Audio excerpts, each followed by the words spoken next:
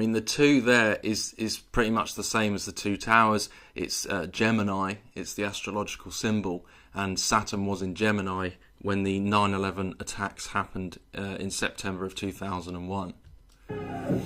So we've got the hypnotizer.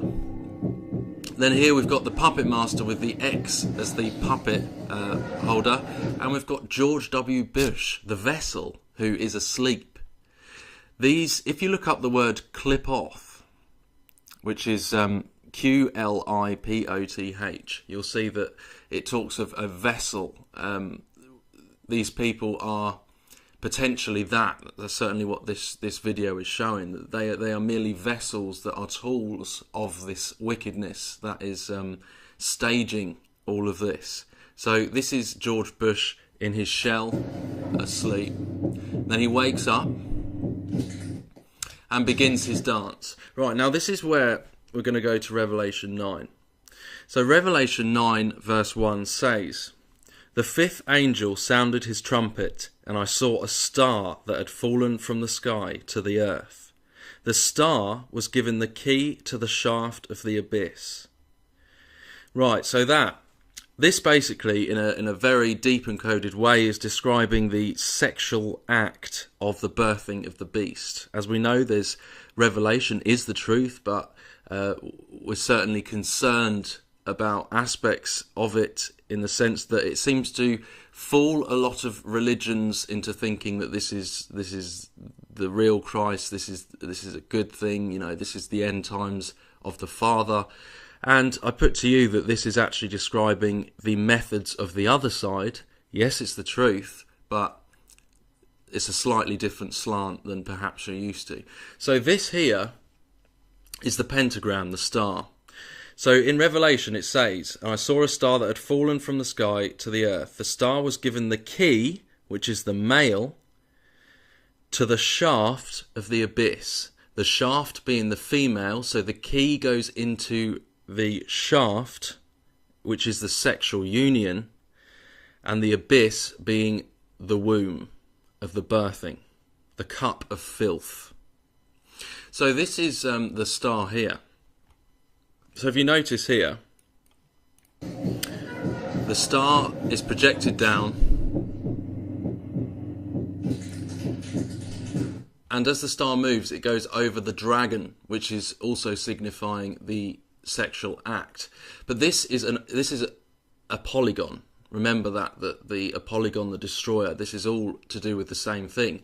You notice here that George Bush is dancing and mesmerizing everyone while this sexual act takes place. In other words, he's deceiving and distracting people while this horrific thing takes place.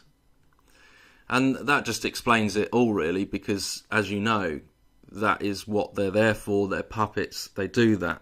And it's all a distraction from what is really taking place. So let's continue with the video.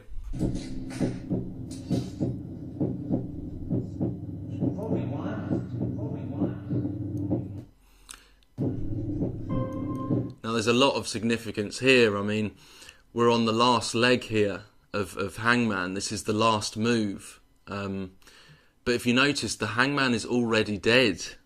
So this last move would imply that this is to wake him up. He's got the seal of Saturn on his face. He is asleep in the pit.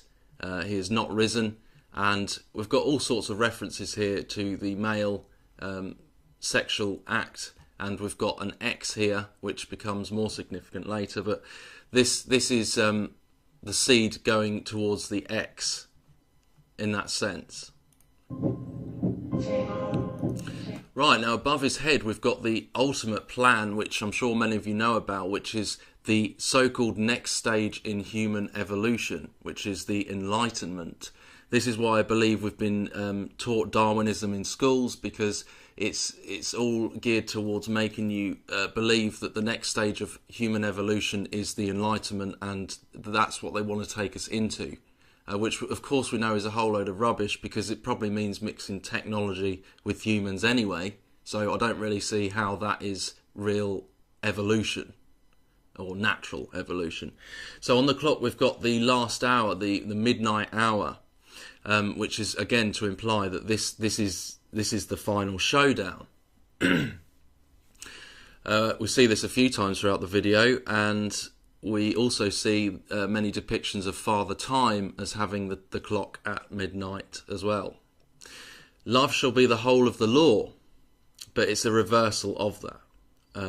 It's not real love, it's actually complete wickedness. But as you know, Aleister Crowley wrote that love shall be the whole of the law.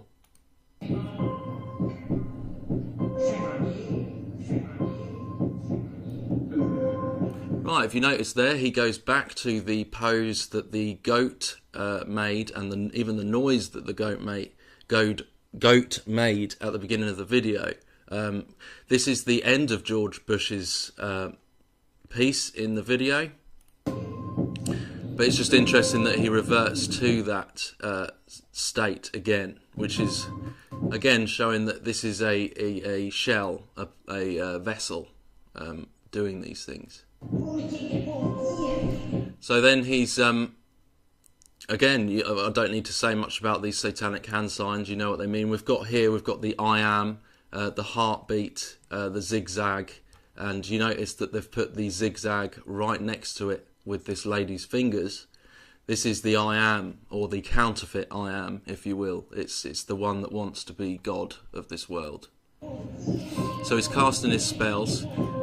Right, now what's interesting about this hand sign is here you've got the two pillars, and you've got the female in the middle, and you've got the small pillar, which is the 13th pillar, the Antichrist, often shown with the small pillar, just like that place in, I think it was Paris, France, that I showed in my other video, with the Antichrist there. He had, if you notice, the small pillar. So think again when you do these hand signals, because there's a lot deeper meaning than it just being the devil's horns. This is the representation of the birth of the Antichrist itself. Right, now you see that George Bush changes into Obama, signifying that they are in fact possessed perhaps by the same spirit. It's the same agenda, it's the same thing. They're just different vessels for the same thing. You notice he's got the black cube hat on, which can be constituted as the female, which we see the female in the cube a lot. So now you've got directly on the X on the chalkboard the sexual act of the male into the female, and he's also doing the same hand signal, but this is reminiscent of what Dr. Evil does in Austin Powers. So you notice there where his hat was, it was directly on the X. So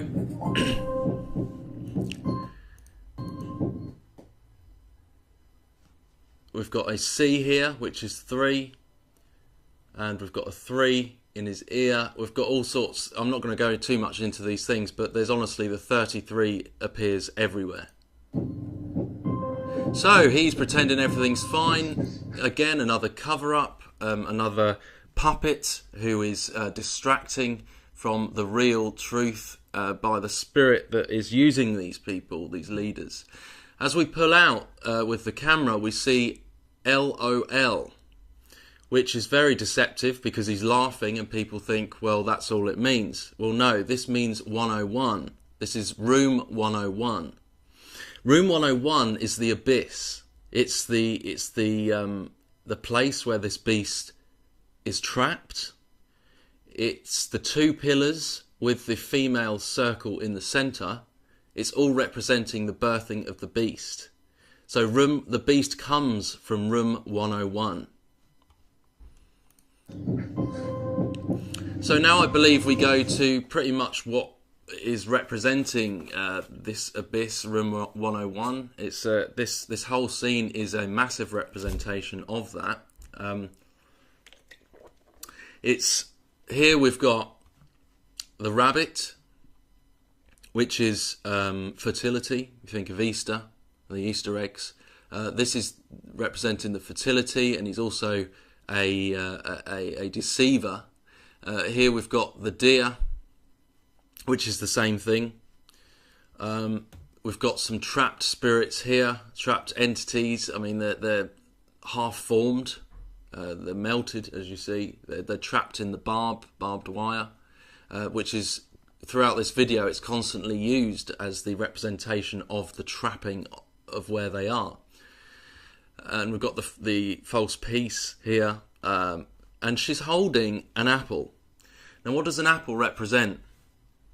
As I'm sure most of you are aware, the apple represents knowledge. The knowledge is a representation of Darth, of death, and of the abyss. So it gets a whole lot more interesting and even deeper than this as we continue in the next part 2, and I'll see you shortly. Thank you.